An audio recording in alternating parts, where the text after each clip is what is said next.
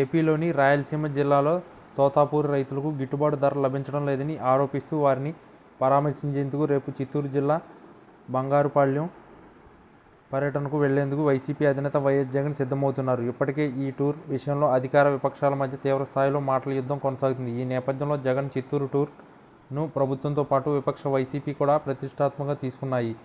ఈ తరుణంలో జిల్లా ఎస్పీ సీరియస్ వార్నింగ్ ఇచ్చారు.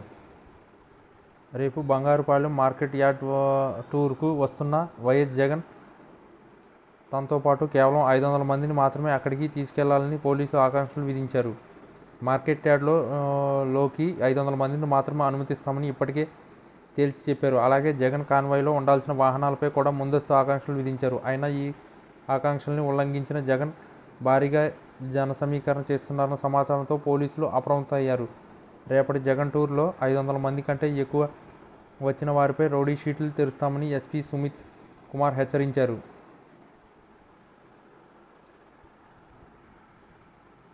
వాస్తవానికి జగన్ చిత్తూరు టూర్ ప్లాన్ చేసిన తర్వాత పోలీసుల్ని వైసీపీ నేతలు అనుమతి కోరారు.